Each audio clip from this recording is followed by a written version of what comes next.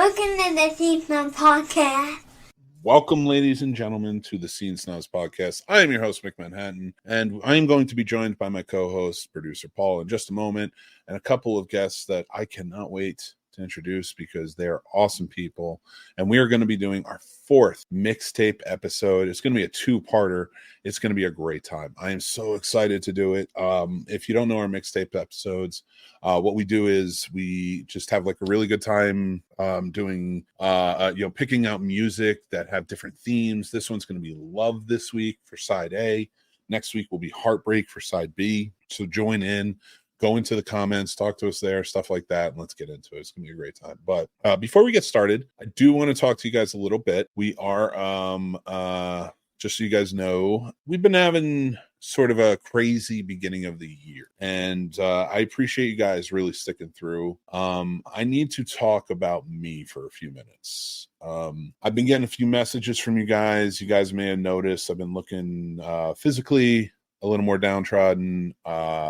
May have been, my voice may have been off a little bit, and a few other things that you guys may have been noticing. I have been dealing with some physical issues, and I'm working on them, and as of right now, I don't want to divulge that. Like, I'm still working on these things, and I will in due time. So I appreciate you guys, respecting my privacy at this time for that. But I also want to tell you, I am dealing a lot with some mental health issues as well, kind of as a result. It's been kind of a tough year for me.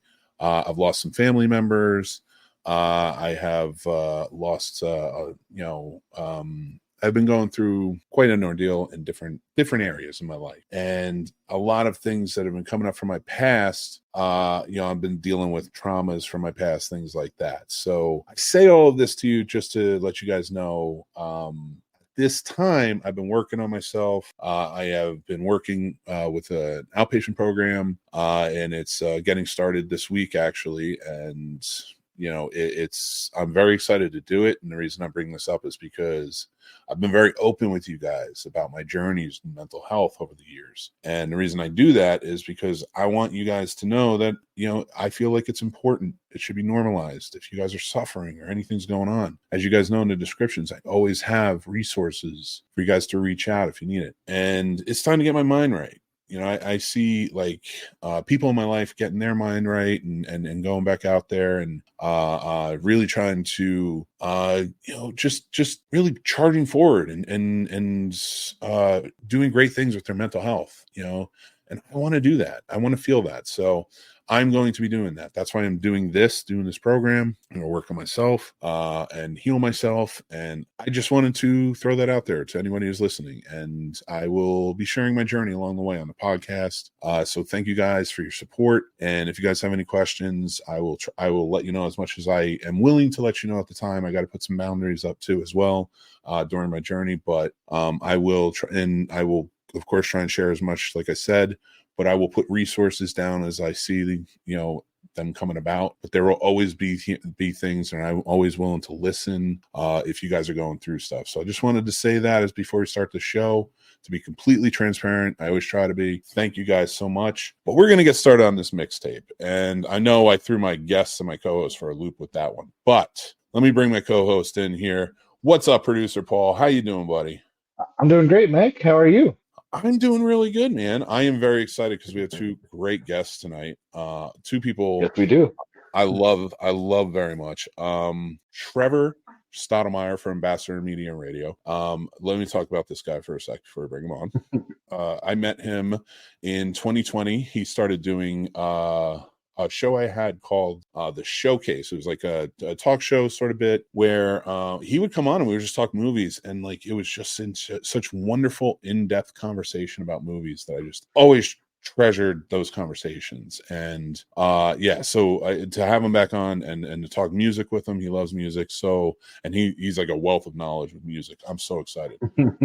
And this next guest, his name's Derek. He also goes by Unlisted Artist. He's an amazing talent. He's a hip hop artist. He can sing his ass off too. And he has been one of best friends in understatement.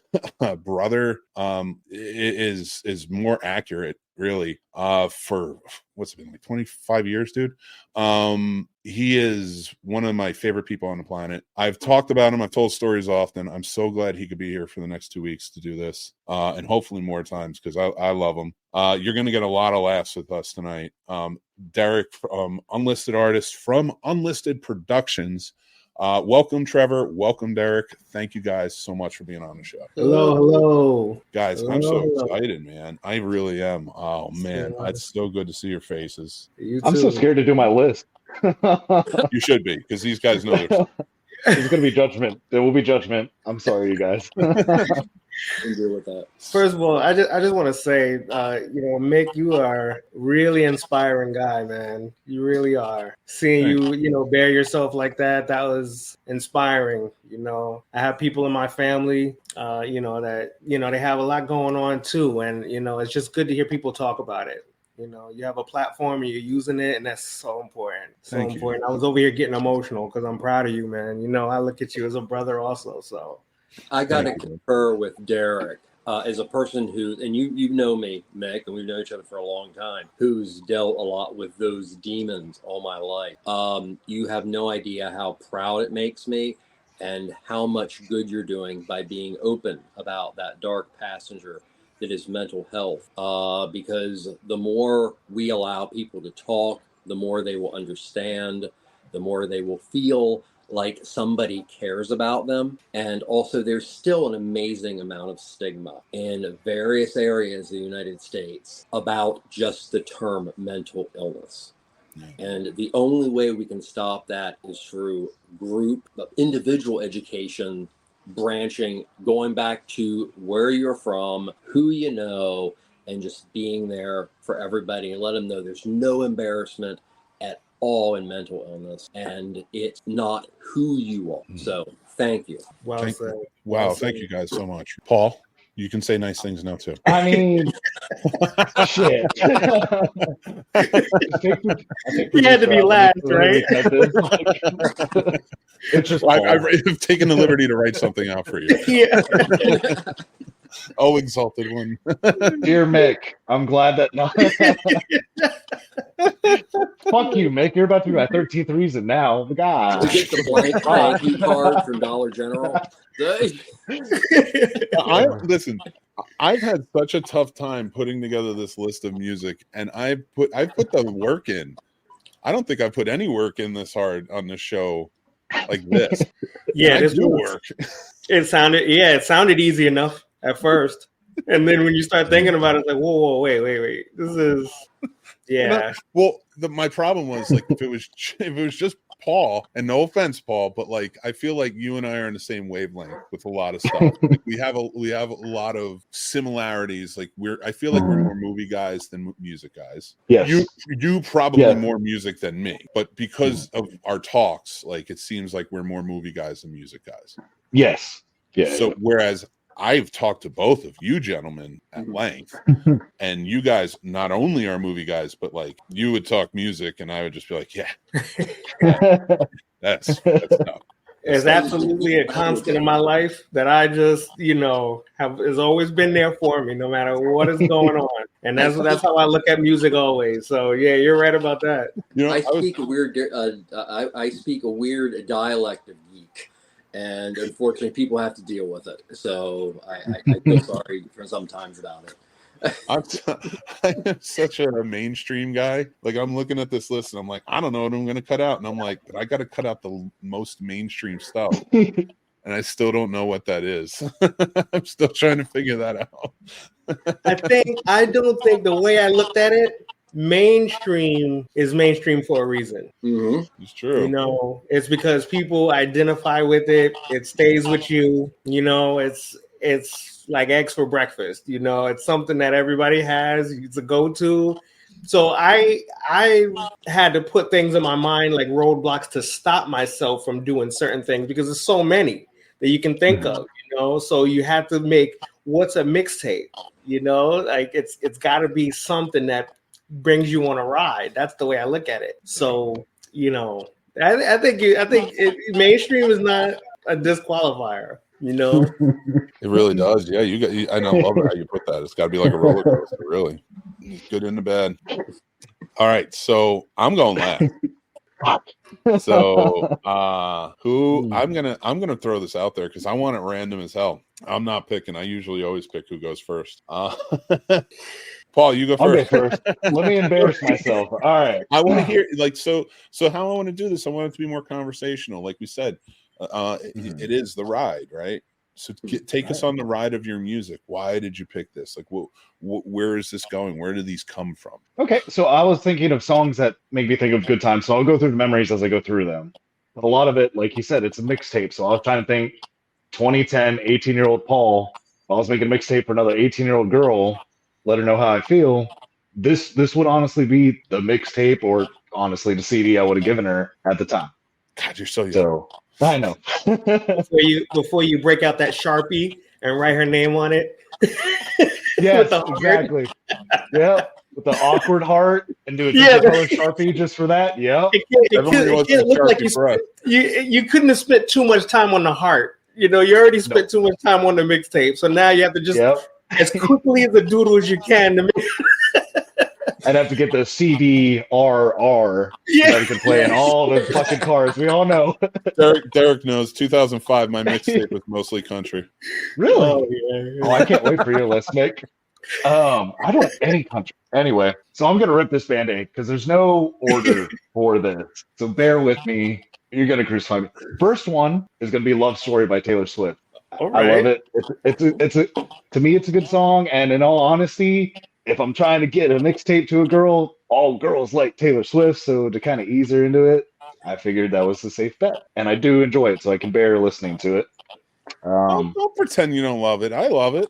I love that song. I love that album. Two music, like, to me, geniuses down here just both go, all right, yeah. She's probably the best songwriter in massive pop music since the Beatles. Mm-hmm. Yeah. Oh my God. So let me ask you a question because this is a fight from another show and he's not on it right now. So I'd be right. Would you say that Taylor Swift, if not at this moment, at least at some point, will be as big as like an Elvis or Michael Jackson? Oh yes, definitely. I think so. All right. I think so. I love you, Dan, but if you're listening to this, I think she's spanned across so many genres with her music, and you know everything. You have to look at everything when you're talking about somebody like Elvis. So you stage show, visual appeal. Obviously, she's gorgeous. You know, I mean, everything together. Yes, I would say yes. Well, she's a good and the music too. The music too. That goes first. But you know, I'm just. Oh no, I agree. Yeah. You know, I'm just adding on to why I feel like she could be, because I thought about this before myself. Well, she's a good songwriter, and also she's smart as hell. Mm-hmm. She has a business sense and also creativity. This ability to like basically what she's doing is she's re-recording her things slightly different. So she gets out all those old contracts and she literally controls everything. I mean, she is like the, I don't know, like the biggest pop star, but has the business sense of Ani DeFranco. So you got to give her major cred. You know, I'm not saying she's as good a songwriter as Lennon, McCartney, or even freaking Ringo, but I do think that she will hold an area like that in the future for that generation. You know what the funny, I would probably get slapped for this. I would argue that she is maybe more talented than Lennon. I know. I'm sorry, Trevor, but but I mean Harrison. I would also argue is the most talented out of all. His songs are consistent and very well written, and in certain ways the most experimental within staying as close to the song structure as possible. So I won't argue that. Yeah, Taylor Swift. I think just a good head on her shoulders. So we'll keep her going up that route. So Screw you, Dan. No, I love you, Dan. I'm just kidding. But all right, so you chose "Love Story" with Taylor Swift. So you come out strong. Yes, sir. I love it. Where do you follow it? Please proceed, my friend. So I follow it up with kind of a nice little melody with I love Snow Patrol, so I went with Chasing Cars. That's all it makes. That album, I can't tell you how many nights I spent listening to that whole album, just writing my little heart away. It just takes me somewhere calm and different, and it's just beautiful music. I love that whole album by Snow Patrol. I'm just listening. I want to hear the rest. Yeah. I'm tempted to get a ride goes too. I like it. So from here, we go back upbeat a little bit. So we go with You and Me by Lifehouse, because Lifehouse, I feel like, was kicking during my teen years. I'm getting judged by Mick. I see it. I love Lifehouse. I'm just listening. Next one is Maps by the AAS. I don't know. Mick doesn't know that one. You probably would. I'm sure you've heard it. Might not have known. I'll listen. There you go. And then it's kind of on the edge of being a heartbreak song, but to me, it's very uplifting and reminds me of my grandmother. So I went with Somewhere Only We Know by Keen. Oh, good song. Yeah, that's a beautiful song. Keen is a very underrated band. All right. Are you fucking kidding me? Is it on yours? It's on yours. Is it not Every single song except for that Map song is on my list, and that in that row, in that order. Wow. That's interesting.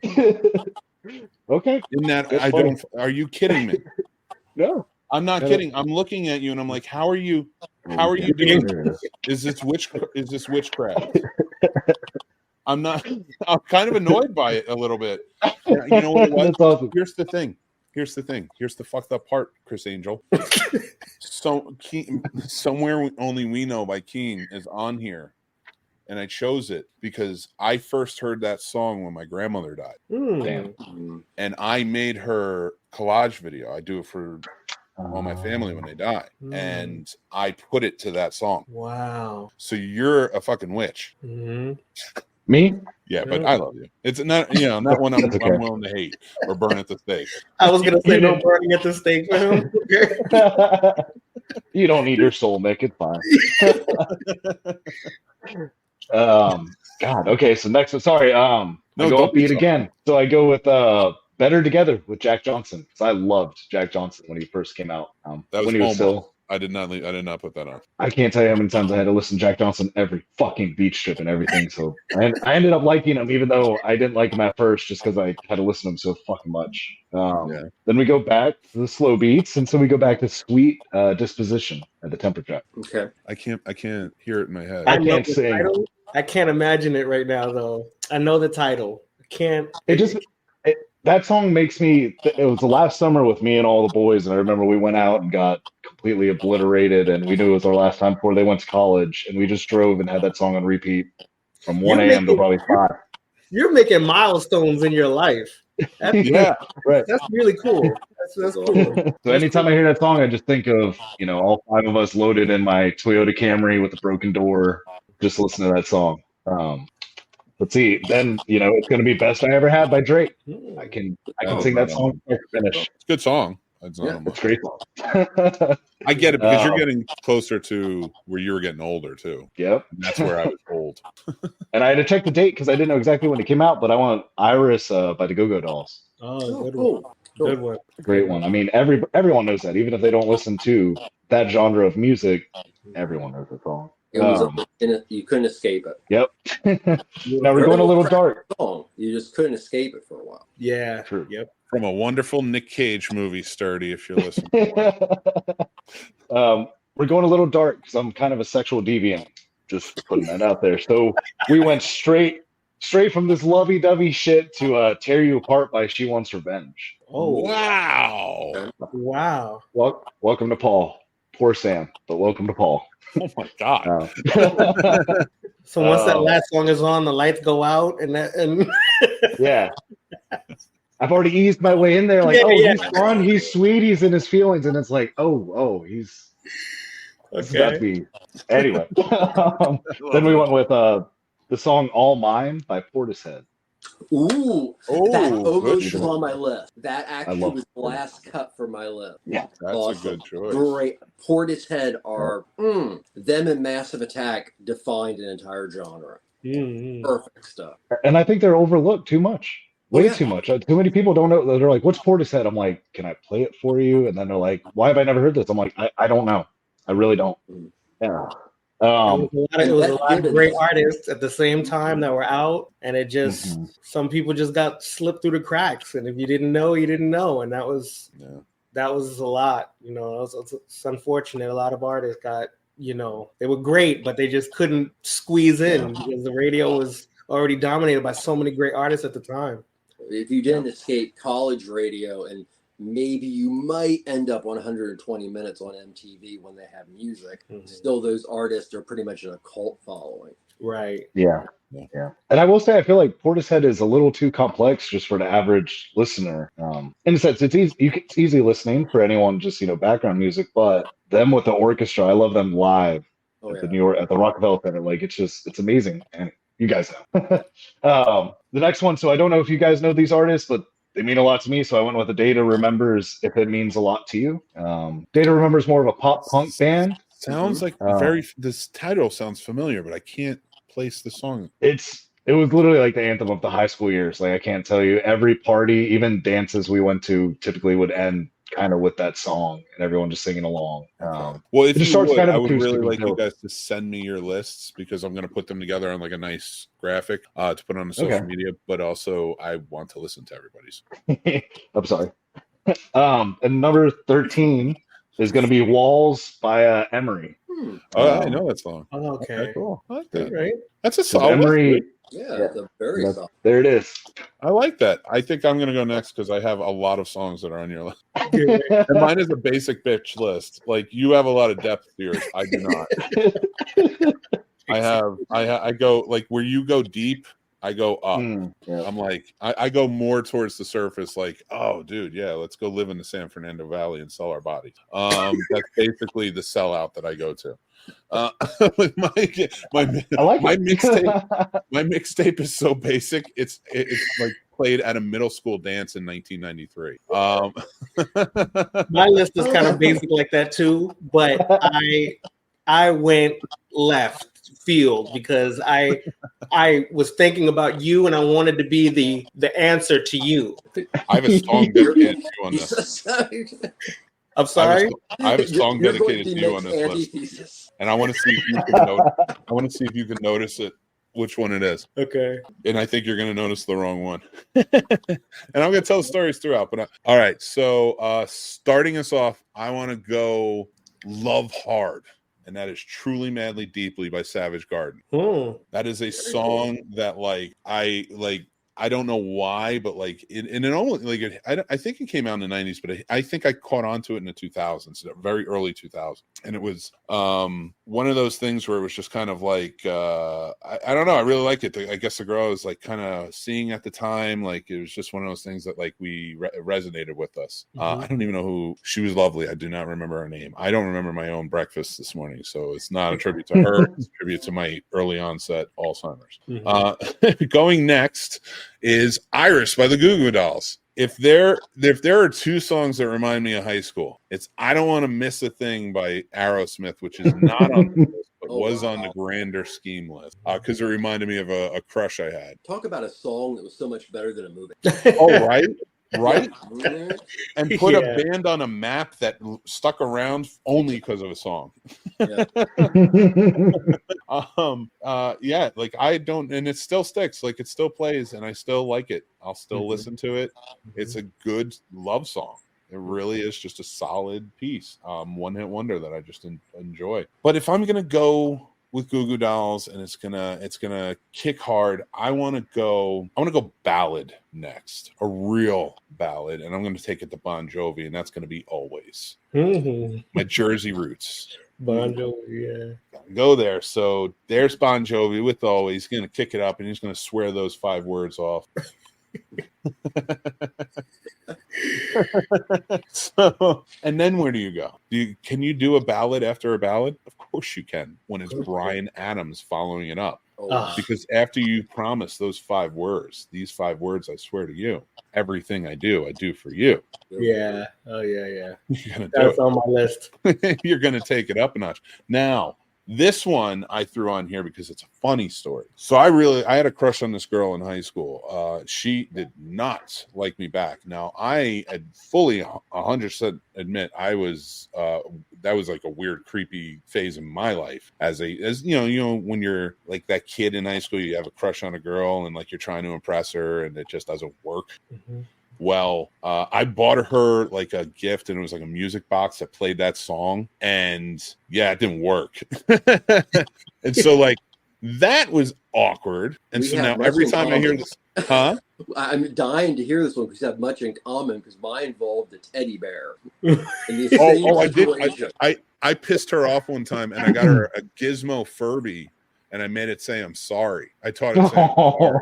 Oh, We must have And been you know what? 12th grade I will say adopted. to her, if she ever listens or watches this, I'm sorry that I acted like a typical idiot male. And I have learned my lesson, and I have 2 sons that I am teaching to be better human beings. better. So I apologize for that fact. But that is why I put it on here, because it reminds me of how much of an asshat I was as a child. I can't wait to hear your story too, Trevor.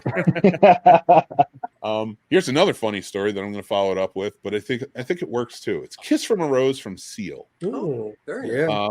Because that summer that Batman Forever came out, I relentlessly masturbated to Chase Meridian.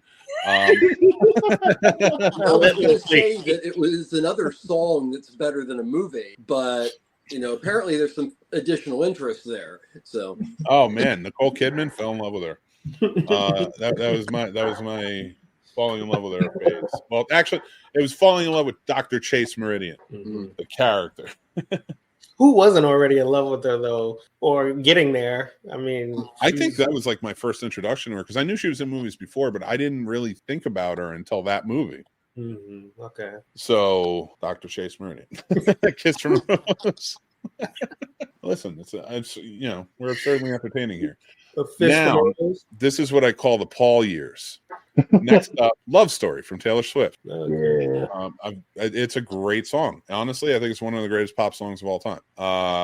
And it still holds up to today. Reminds me of my wife.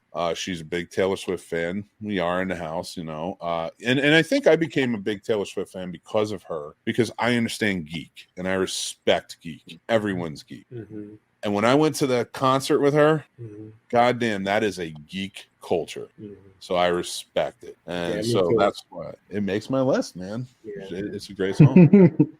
Follow that up by "Chasing Cars," Snow Patrol. Wow. Reminds me of a girl from college. And that's all I'll say about that. Which then reminds me of another girl. She was like, I loved this woman like crazy. "You and Me" by Lifehouse. And this was like a song that always reminded me, because it played on our first date. And we became friends though, so like there's no hard feelings, and Derek probably knows her. I don't out names or anything like that. So. Right. So I just say that. Now we're going to get into the more like the story time where it's not like girls and mix stupidity. So next up is "Drops of Jupiter," Train. I love this song. This was mine and my best friend Len's song, and it was mostly because every time it played, he would go, "This is our song," and I'd be like, "Why?" He was like, "Because of that one line, I got your back even when I know you're wrong." And he would always follow it up with, "Because I know you're always wrong." So, so always sort of like just stuck. Don't worry, you're coming up. And it's not this next one. So "Killing Me Softly" by the Fugees reminds me of my brothers. Yeah. Right. Now my brothers were my introduction to hip hop, and now this wasn't my introduction to hip hop, but this was the first song on my first ever hip hop mixtape that they made me, because they've collected. Mhm. They were going to get it, and I didn't collect. I wasn't allowed to collect or go out anything. Like I didn't have the money. I was a little kid.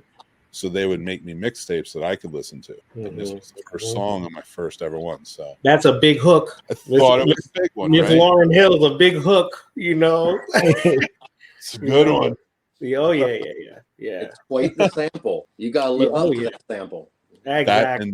Dude, followed it up. Dude, oh my God. It's such a great. Actually, I'm gonna put that together. I'm gonna try and remember all of it because he followed it up with Wu-Tang. Let me put it together, and then because I'm gonna miss this one. Fix You is the next one by Coldplay. Reason being, I was homeless in Florida for a little while. Back in 2007. And yeah, and well, I didn't tell many people. I was going to school at the time, and like I lived out of my car for a little bit. So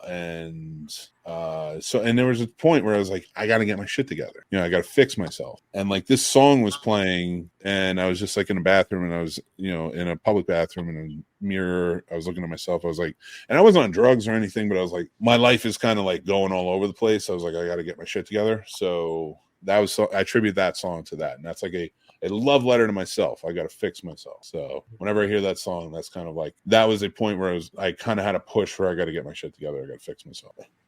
1,000 Miles by Vanessa Carlton. Oh boy. I think I know what song. I think you know what song reminds me of you, D. Yeah. How many times do we talk about? I mean, we've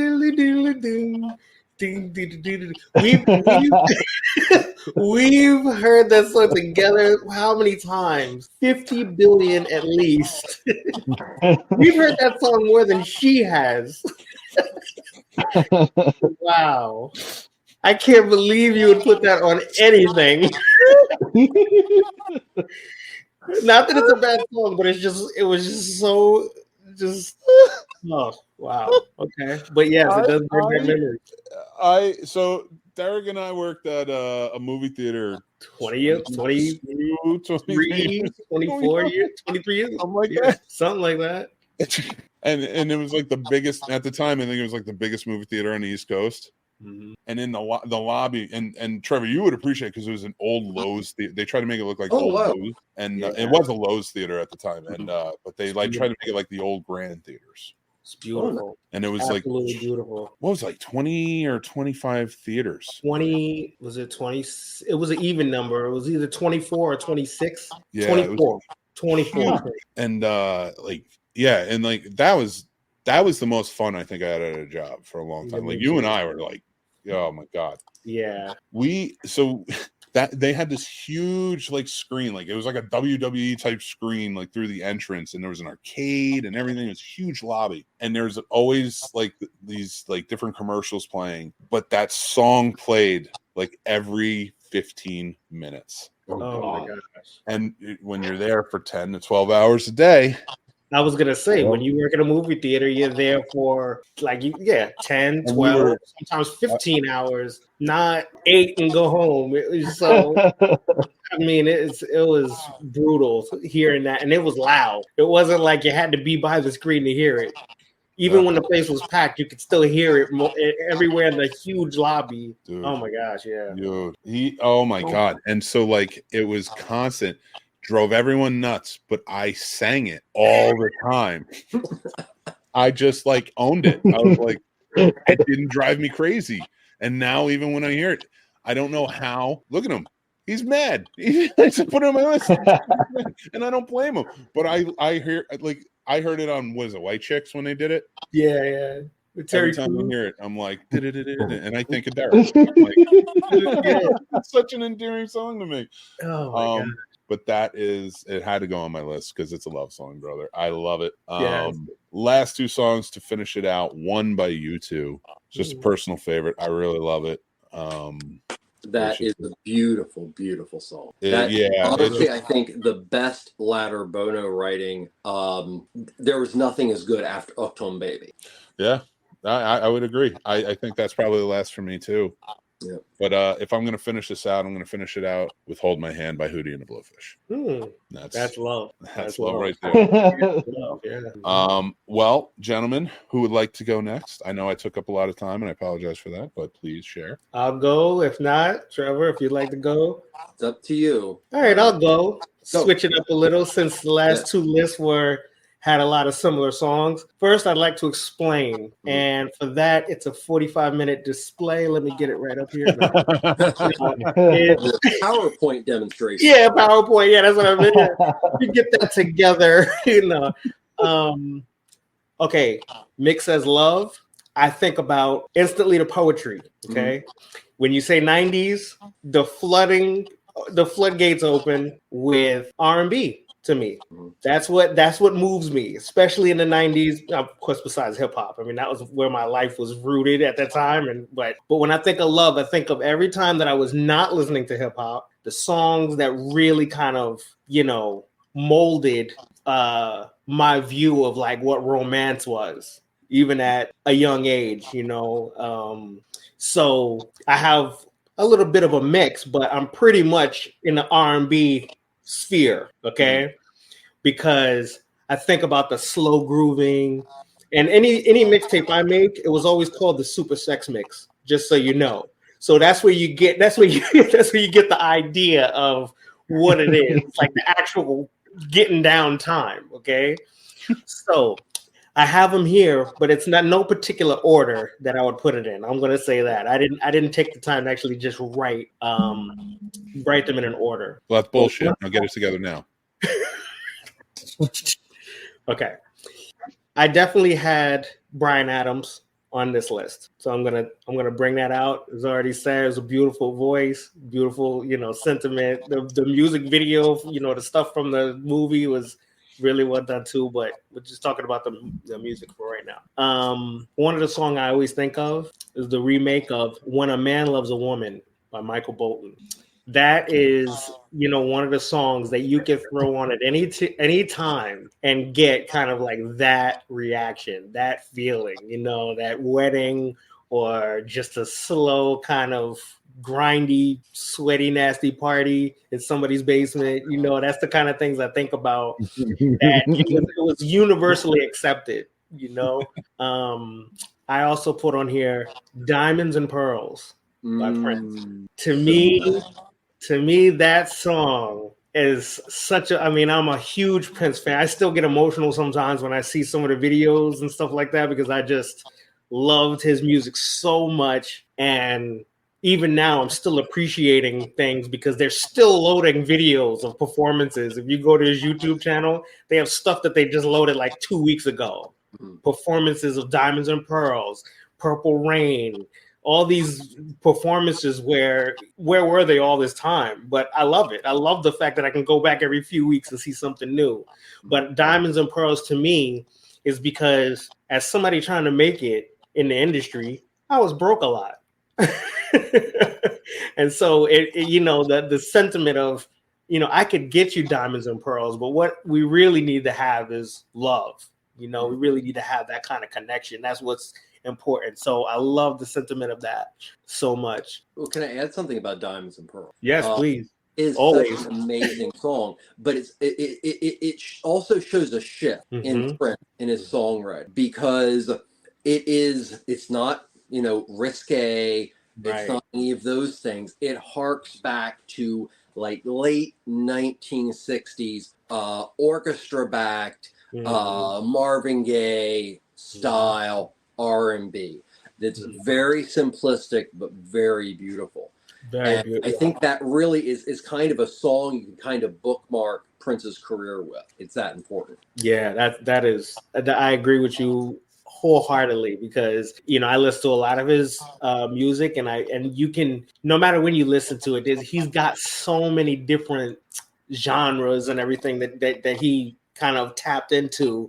But that song, the poetry of it, I just think was on a different kind of a level. And it always the same man that wrote Pussy Control. Remember that? Yeah. Yeah. What was this? He had a lot of different emotions going on. But Darling Nikki, one of the raunchiest songs ever in the history of. Oh wow. Okay. Another one, Swept the Nation at the time. This was very important. This reminds me of my mother, because I remember my mother, and she passed away in 2013, my mother and her brothers. And, it was one song that everybody could just start singing at any time because it was a cappella, which is If I Ever Fall in Love by Shy. That is a beautiful song. I'm sorry. I haven't heard that name in a while. That's awesome. Yeah. Oh yeah. Their fan club. I don't know how many members there were because it was really only a few songs they were known for. But their fan club was like a couple of blocks from where I live right now. Oh wow. Yeah, and never saw them there though. Just like I never saw any fans. But what else do we have? What I liked about that song is that it's something that you could kind of hum through and sing through, and a girl would think that was like the sweetest thing, and so that was why I wanted to have that. Staying with R&B, I have Casey and JoJo, All My Life. All my life. That was the wedding song, the endless wedding song, that you heard at so many, but it's such a beautiful, beautiful message. And it's something that, has romance, but it also has kind of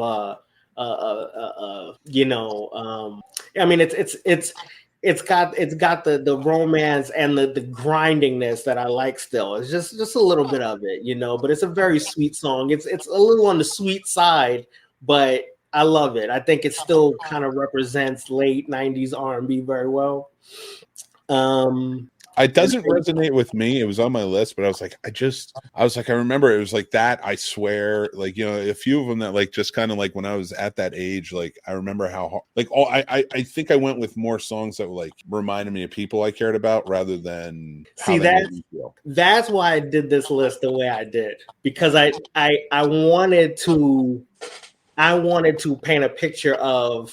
I wanted to paint a picture with the poetry of the writing, because I didn't want to have a list that would, because I thought about you and I thought about what you would have or something that you would have. And I wanted to do something. I wanted to say, you know what, I'm going to go a different angle. I mean, that's kind of what I do everything with my music and everything is like, if everybody's going this way, I try to go the opposite direction just to spite that direction, just to try to have something different. So, but I try to bring up those things that I remember going to parties and stuff that I went to, what people played, the first record, we first get that door closed, the first record that people would put on that everybody would just kind of like, oh, this is great, And so I try to like, the moment is what I was thinking about, not so much my personal journey, but something that I know that if I play song after song after song, that a woman, if I was going to play it for a woman or give it to a woman, that she would, that I know it's like, okay, I know I have these hits in the bag,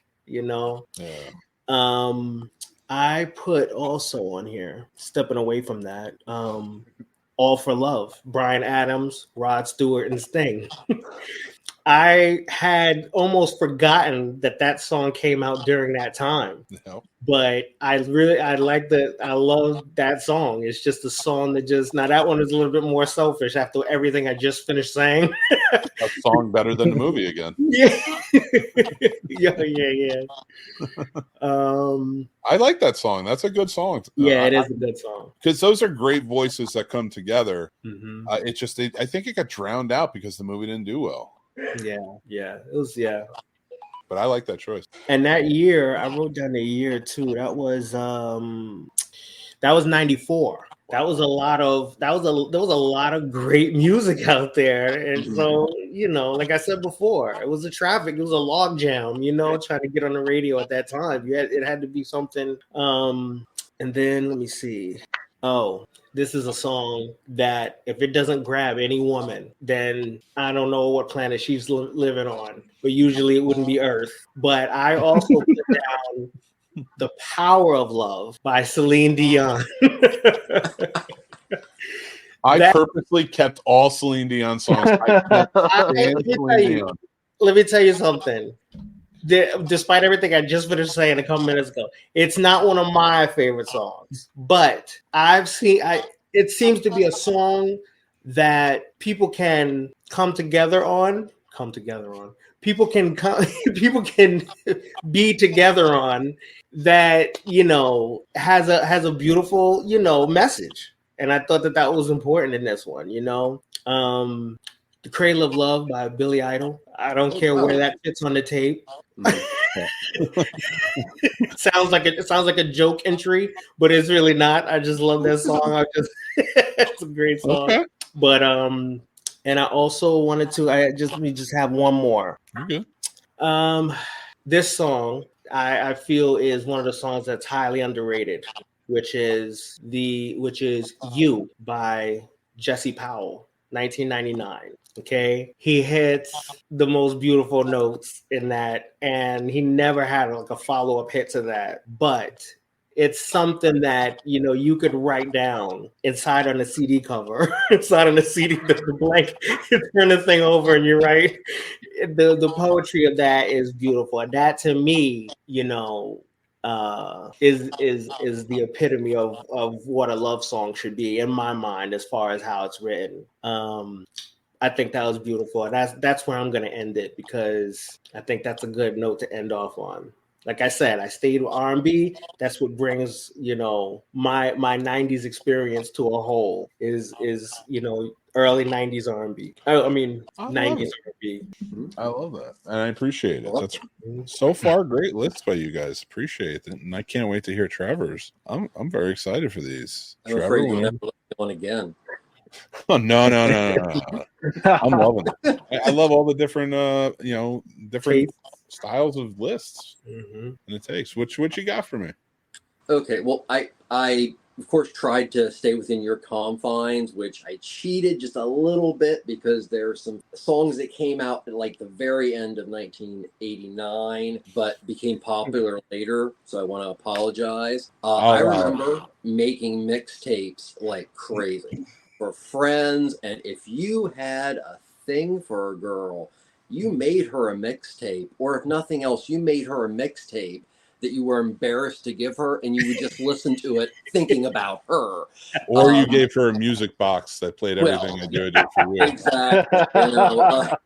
So I mean, the mixtape it has so many meanings. But the way I looked at this was, okay, I needed to own a physical copy of it, because back in the 1990s, we would have done, CD or album to cassette, depending on the stereo system. I wanted it to have a distinct take on what is love, and I also wanted it to be, stuff that it stood out for me for some reason. There aren't stories connected with it, but it somehow connects all into how I personally look at love. So, Okay. So I guess we should begin. Love it. Okay. So the first song I picked is actually from 1989 album by Lou Reed called New York. It was an album that was literally all about, it was New York stories. Now, Lou Reed was one of the founders of the Velvet Underground, and he wrote songs like Sweet Jane and Satellite of Love, which are like iconic love songs, but also he has a very dark side and a very realist side to him. So I picked Romeo and Juliet, which is a kind of a West Side Story-esque song set in the backdrop of what is New York City trying to catch up from the Reagan years, not to mention the horrible situation that New York was under Rudy Giuliani. So the first song is literally a romance that, isn't anything really, really big. It's very sexual. And then the Romeo and Juliet tragedy switches, and now she must deal with the loss of basically her love, and it didn't have to be. So that's why I put that on. I think it's not just a love song to be a love song. I think it's a love song of the real Manhattan, the real New York City. Yeah, Mick, that was for you. Now, you had a song there, Paul, but my next song is actually by 9 Inch Nails, and that's Closer. And that's not because you are constantly screaming out, I want you like an animal. Right. If you look at from 89, Pretty Hate Machine, and then to 92, Wish, and then to Downward Spiral, you can tell that Trent Reznor was into a lot of very specific things. And to me, this is a song about how one can find catharsis and therapy in themselves in a DS relationship or a relationship of that nature, which would go as, dominant or submissive, which that's a whole topic into itself, but it's not a bad thing. This is a form of lifestyle that many people need to get through the day. And that's why I put this on here, because the dominant love for the submissive and vice versa, or your partner in those kink-oriented things that Nine Inch Nails was soaked in, is a very special love that must be grained in extreme trust. So I put that on there for that. Wow. That's some deep thought. That All is. right, I like it. I love it. That's good. Next on my list. Trent Reznor's a genius too. What's that? I'm sorry. I was gonna say Trent Reznor's a genius. Yeah. I mean, it's lyrically, it's unbelievable. So next I went with Nick Cave from an album called Boatman's Call, about 97.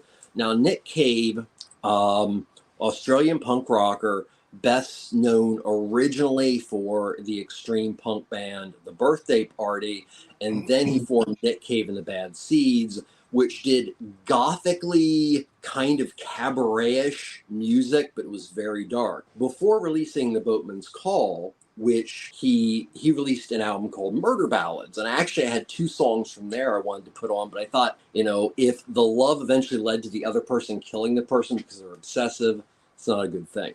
But Into My Arms is a very sweet song about, wanting to be accepted and loved on another person's terms. So, but it also started an element of his career, which he does to today, as being the leading romantic gothic songwriter in the world. So he's written many, many ominous love songs. So nice. I like next one, Mazzy Star, Fade Into You. Unbelievable song. Somewhat misunderstood, as it's more about unrequited love than most people just like fade into you. I mean, this was a California shoegaze band that didn't expect the popularity. And, that's the thing, sometimes these love songs are taken a bit out of context. But that's, I think, one of the most important love songs of the 90s, either way. My next pick is Elliott Smith. It's very hard to find a love song in Elliott Smith's catalog. He was a singer-songwriter. He started with a Portland grunge band called Heat Miser, but then eventually was the figurehead that pushed the indie folk movement ahead in the 1990s. Unfortunately, he was mysteriously killed because he put 2 katanas in his chest. But Say Yes is a song about being in a relationship, getting out of a relationship, and then waking up with her the morning after, and all the optimism that comes from, I think it's going to start again. Now, I don't think it started again. I was going to say, I don't think it started again. He'll be right back. I'll put him in the back room until he's back. I don't think it's going to start again once he reaches the katana phase. Sorry, I had to. I felt this. But no, that's a wild story. That's crazy that it was like that. But I'm really loving it. It was probably his girlfriend at the time, too, who did it. Yeah. Holy shit. Well, I swear to God, I don't mean this as a pun, but these are some deep cuts you're putting out. This is how I would make a mixtape. Oh, no, I put the wrong person in. Oh, no. I put Derek back on. So Derek, I'm sure will be right back. But no, please proceed. I'm loving this, though. I love this flow that you're doing. So my number 6 belongs to Bright Eyes. Bright Eyes, great. You almost kind of want to put them into the acoustic emo realm. It's technically one guy. It's Connor Oberst.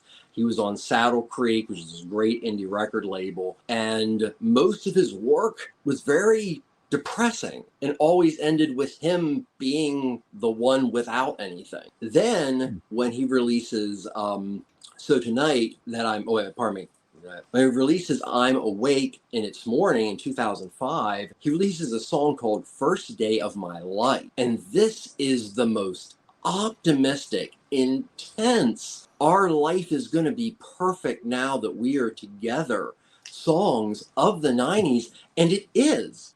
There's no, like, at the end something bad happens because it's a Bright Eyes song. No, this is just one of the most uplifting, beautiful love songs of all the 90s. Oh wow. It's really good. Now, this is another one I cheated on, but it's very important. And that was Nirvana's About a Girl. This was on their original Sub Pop album called Bleach, which came out late 1989, but did not receive attention till it was played on MTV Unplugged. A couple quick stories about this song. Number one, the lyrics were supposedly written in 5 minutes by Kurt Cobain, and they were about his girlfriend at the time, and things were going quite well, named Tracy Moronder, pardon me. The other part of this, and when you hear this song, and I recommend if you're a Nirvana fan, you haven't, you listen to it, because along with being just a great love song to his girlfriend, he spent the entire night, the night before, just listening to early Beatles. And then when you hear this song and then you hear the music from Nevermind, it makes sense. Why was he the popular grunge poet? He was the grunge poet that was pulling influence from the Beatles. So, About a Girl is just a phenomenal love song from the 90s. Highly recommend it. Oh yeah, I'll definitely check it out. My next, I don't even remember what number we're on. It's PJ Harvey and Thom Yorke of Radiohead with The Mess We're In. Another album set around New York City. But this song is a special love song because it's about that difficult time in a relationship. It's not about a breakup. It's about a time in which shit gets deep. And you never completely know, but it's basically them both telling their story that they're scared to talk to about with each other. And it's most likely an unexpected pregnancy. But you feel the love these people have toward each other because they want to go in the same direction. They're just scared to say. So that would be important. I love that so much. I don't know that song by Radiohead. I'm not gonna lie. Oh, it's so good. It's one of Thom Yorke's best. I can't wait to check that out. I can't wait to see this. Like, please, yeah, guys, send me your lists because I definitely want to make out the graphics, but I want to listen to all of it. Same. Okay. So next one is Glenn Hansard and Marketa Iraglova, known as the Swell Season. They did a song Falling Slowly, which came from this beautiful film called Once, which is truly, if you're ever, guys, if you're ever in a room and you're with somebody you want to impress and they like rom-coms, Once, just do it.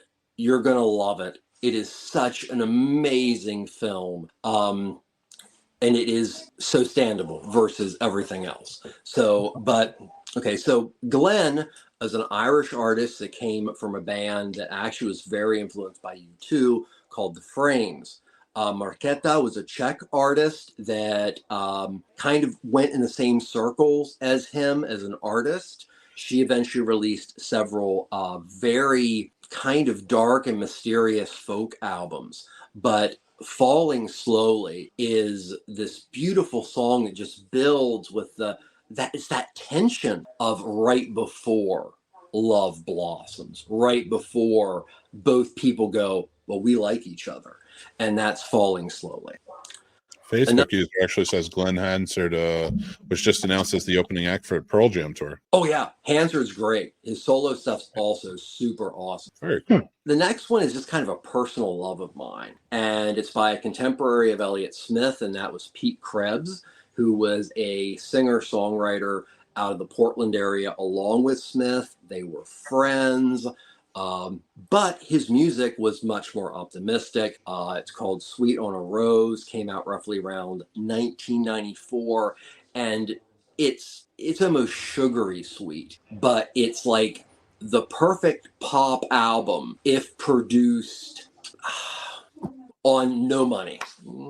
So, it has that amazing indie aesthetic. It has kind of an early Americana feel. But the whole album is a perfect love album. But Sweet on a Rose is a very underrated, beautiful love song in the style of Elliott Smith and the whole neo-folk movement going on. Love it. Okay, so this was a hard one for me because it was very hard to pick a song, but it is D'Angelo with the song Brown Sugar, which Good came out in song. 1995. This it is such an amazing song. It really is. Okay, so at the time he was writing it, he was, I believe, married or at least seeing Jill Scott. Things were really going great. Of course, this went totally afire after she had her child, and D'Angelo did D'Angelo kind of things and disappeared. This was written, from what I understand, for her. And it is just a beautiful song. It's got this amazing organ part that is just so funky and minimal. And D'Angelo's voice is, sometimes, well, he sounds like he's got something in his mouth. Yeah, but it makes it sound so raw. And it's like it's coming from his heart. So I had to put D'Angelo on the list, and probably his biggest song, as far as a love song, was Brown Sugar. Yeah. My 12th song is Method Man and Mary J. Blige's All I Need Is You, specifically from the Cacao album 1994, because it also was remade for a Mary J. Blige album, and then later Raekwon re-sang it with her. And I have no idea why that happened, but that's horrible. But no, this is, should be the blueprint for contemporary R&B.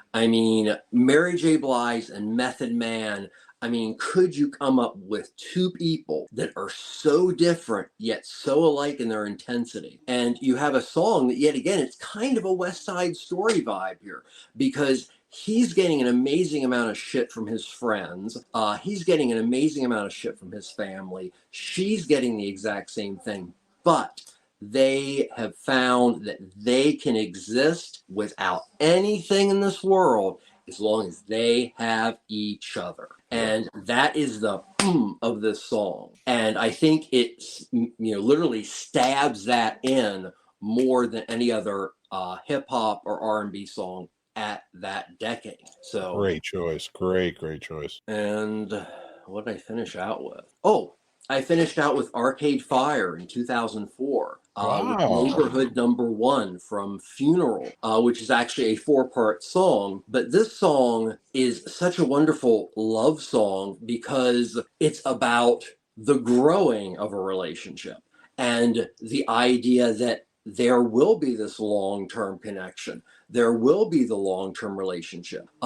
It follows a relationship about the love of that. And I think that's why it's special and why it stands out. It's because too many love songs are, in certain ways kind of sound kind of like what somebody would say if they honestly just want to fucking run. Where a song like this is kind of a detailed blueprint of how this relationship worked. So as I said, you might not want to have me on again. No, I think that's fantastic. That's a great list, Trevor. That's a fantastic list. And one thing I really loved about tonight and all the lists that went around, besides Paul and I, who had pretty much identical lists. No, but even that is like my basic bitch list compared to like Paul bringing in pop and like the pop sound of your youth, but also like where you went more in depth, like where you went more into who you were and like who you were outside of that pop. I dug that, man. And seeing Derek come in and knowing Derek 25 years and all these lists are amazing, and knowing like he runs a record label that's exclusively hip hop and R&B. So I knew his go everybody. It's everything's listed below. Go check out Ambassador Radio and Media. Go check out Unlisted Productions. I support all of this. It's so amazing. And you see why. You see how in depth they go. But I know I was telling Sturdy the story the other day when we were in the lab about Derek being on the show and how back in the day music was such a big part of his life and like our mine as well, but we would be sitting there and we talking. I remember we wrote a screenplay one time for an idea we had, and I won't go too in depth, but Tretch, it was an action comedy and it was an action film, and Tretch we had in our minds to star in it. from Naughty by Nature. And I remember I was like, I don't know if he'd work. I was like, he's not an action guy. And then years later, of course, he becomes Blade. So I ate my words on that one. But Tretch, always, we love you. No, but to have him come on tonight and share his list, and then of course Trevor, your list, blow me away, man. Well, all of you guys. So we're going to continue this. This is side A. We're talking about love songs. So if you're listening to this at a later time, or you are watching this, thank you guys so much for being a part of it. Make sure to check back next week. We're all going to be back, and we're going to be doing our Heartbreak songs. That's right. Same 2 decades, that 20-year period. We're going to be talking our favorite Heartbreak songs. Maybe there's something that meant something to us in a story, or there's something that resonates with us, or just what we think is the best. Who knows? We're going to take a tale, kind of go that route with it a little bit, and just jump into it. But I want to say thank you to Derek for being here, Unlisted Artist from Unlisted Productions. Thank you to Trevor from Ambassador Radio Media. We're going to say goodbye. We're going to outro the show. We have 2 great movie reviews coming to you, but Trevor, thank you so much for being on tonight. We really appreciate you, and we will see you next week. Thank you for having me, and thank you for having me along with these amazing individuals. That has been a pleasure doing this with you. We can't wait to have you back next week. And also Trevor is joining in for the Snobs film history, and he's there every week for our Godzilla Hail to the King, baby, 70-year Godzilla film retrospective. Check it out. But thank you, Trevor, and we'll see you soon. Thank you. Well, guys, if you don't know what time it is, it's that time. It's time for Scene Snobs review. So, and we're reviewing 2 wonderful movies today, American Fiction and the Book of Clarence. That's right. And we both watched them, but we're going to start with American Fiction tonight. There we go. This movie stars Jeffrey Wright. He is a novelist. And he's also a professor who teaches writing at a college. And he's sort of at a crossroads in his life. His books aren't selling well. He has a distinctive voice, and he keeps getting pushed to, as a black man, he keeps getting pushed to write in more of what's considered a black tone of sorts, or a voice. And he doesn't feel that he has to change his tone or his voice because he is a black man, and that his voice as it is should be representative of enough. And within that, he does drunkenly one night write a book that he has asked to write, and it becomes this overnight sensation. He does it under a pseudonym. He hates the book. He hates himself for it. But in this journey of stardom through it, he learns a lot about himself, his family, and the people he cares about along the way, and who he is as a writer and a black man. Now, from a filmmaking standpoint, I really appreciated this movie. And I just, I love Jeffrey Wright. So I was excited to see this. I saw this last year, and I rewatched it again recently to review it for this. Paul, before I get started anymore, I'd love to hear what you think about it before we start sharing anything. Okay, so I love Jeffrey Wright as well. So I was excited to watch this because I relatively watched it a couple days ago. I thought it was good. I kind of, without sounding impolite or crossing any lines, I think it just goes with the tone of how a lot of movies are trying to grab right now. So I'm just kind of, I don't know. I don't know how to say. I think I see what you're saying, and if I can take that one a little bit, because I see where it can become uncomfortable. Mm-hmm. And yes, there's a lot of tone that pander in movies today, right? And I agree that there is a lot. I don't, and I purposely picked these 2 movies tonight for the fact that a lot of people are claiming they do, and I highly disagree. I think these 2 movies, movies that are written and directed by black voices and artists, tell different stories through the lens, and they're trying to do it not just they're doing it for black audiences who understand, but also so we understand, and I think they nail it here. There's a point where I recognize certain things as a white man that were being said that I'm like, I've heard that said. I know that happens. And the comedy elements to both of these movies, and I'll just stick to this one for now, but the comedy elements of this, and also the interactions and the heart behind the chemistry of the characters Mhm. are really what make this movie for me. It's not the overhanging, like the themes of the movie are very Mhm. good, but they don't Right. slap me in the face. Right.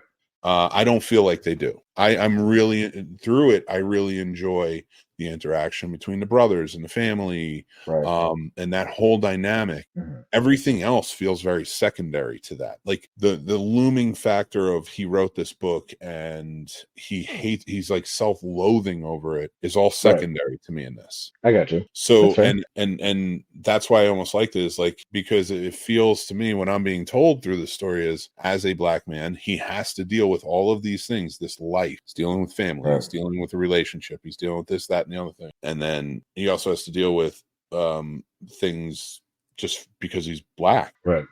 Just because of his race. So, and that's what I took from it when I watched this, but it didn't feel like it was like, pandering. It didn't feel like it was heavy handed or slapping me in the face with anything. It just Mhm. felt like a really good story. Mhm. So for me, now Right. for you, if you do not feel the same, that's perfectly okay. Right. So let's, Like I said, in all honesty, I didn't really care for it. I liked the comedy in it. I thought all the acting was great. That's why I think I gave it a 6 out of 10, so a 3 out of 5. yeah. So You gave I it think 3 out of 5. I gave it a 4.5 Yep. out of 5. Again, more for as a movie, Mhm. I think this works. I actually like, whereas Moonlight to me is a movie that's like trying to get the Oscar and put cram everything into it. I don't think this is that movie. No, not at all. I can absolutely agree with that. So like for Mhm. me, this is really well told story. It's really well acted story. I like the filmmaking in it. Just it's nothing outrageous, but there's some definitely good styles and writing. Like one thing I really liked is when the two black authors are sitting on one side of the table and then the three white authors on the other side of the table, and they outvote them about the black book, and then they're like, I just really think it's important to listen to black voices today. And it's just like, but it was like so done so tongue in cheek and such a, like, I'm not doing it justice to Scene. I think people should watch it, but I like that type of writing. I like how it's just a well done comedic sense and well timed. Right. So that's why it gets a 4.5 for me. I think this is the type of movie that is worthy to be nominated. And they exist every year. They never win, weirdly enough. But that's why I stick with it. But all right, let's move on to the Book of Clarence, which I have a feeling we're going to significantly differ upon this. I'm curious what your rating was on this, actually. Very different from yours. Let's put it that way. I put together the graphics, so I can just say that. I'm a little biased in the sense that The Bullets, James Samuel is one of my favorite films. I love this director. I love his visual style. I love the storytelling. I love this movie more than I like Ben-Hur. Wow. This is a 5 out of 5 movie for me. Really? I thought Okay. this. All right. So can I ask you before we give your rating? Okay. Religious. Now we've talked about religious epics in the past. I know you watch some. Yeah. How into them are you though? Like are those ones that you watch repeatedly? Or are you like big on them? Like I just said, Ben-Hur or like King of Kings or The Greatest Story Ever I wouldn't say I watch them all the time. Like I have watched them, and I guess I have a special place for me, like The Robe or things like that. But yeah. Well, for me, I watch those from a filmmaking standpoint. I really not from a religious, but from a filmmaking standpoint. Right. There's a few of those like I really enjoy, and I'll watch those every few years. Right. This stands on that for me. Okay. So I just wanted to give that perspective of like I love the story. I love the filmmaking. I thought this was a beautiful epic scale. Right. And the acting blew me the fuck away. Lakeith Stanfield blew me the fuck away. But he is one of my favorite actors acting today. So I was going to see the movie as soon as I heard he was in it. I'm a mark for him, dude. I'm a stan. Like as soon as I hear Lakeith Stanfield's in something, I'm going to see it. There you go. So like tell me a little bit about how you felt about this movie. So like I had high expectations for it, like super high expectations, because the cast, it's a great cast. Just judging from some of the, because I rarely watch trailers, but I watched this one. So I was like, oh, the visuals are going to be a lot of fun too. I enjoy a good, not even retelling, fictional depiction of something that happened, during a religious time in this instance. I won't say historical so I don't piss off everybody, but I typically enjoy the style of movie. So I was like, oh, this is going to be a lot of fun. And unfortunately for me, like I watched it with a few other people, the jokes just didn't hit like that. Like we all knew what was about to be said and stuff, and we were rarely laughing a majority of that movie. If I can interject for a second, and for anybody watching or listening, when you watch this, depending on the trailer you watch, because there's one with like a Prince song that I think really depicts it properly, what this movie is. But there's another one that makes it seem like it's a comedy. Right. This is not a comedy. Which is not. And like even James, James, thank you for joining in. George, you too as well. Thank you. Yeah, it does look like a lot of fun. There's fun elements to it. There's parts where you will chuckle. It's not a comedy. I would even put this up against a Ben-Hur or a Passion of Christ, where maybe Passion of Christ is darker because there's a lot more viciousness to it and gore, but this doesn't, there's brutality here, and this is the story of Jesus, but told through Clarence. Right.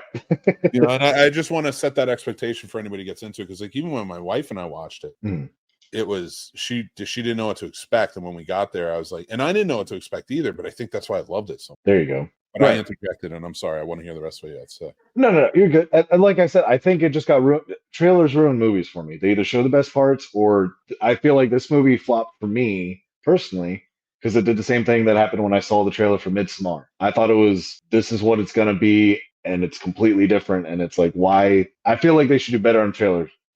Because I feel like different mindset. Like I feel like maybe if I did revisit the Book of Clarence after seeing it, knowing what it is, maybe I would enjoy it more. But first watch, thinking it's going to be a fun watch or a comedy, very disappointed. Yeah, I don't like the visual trailers. effects. The visuals were a lot of fun. I will say that.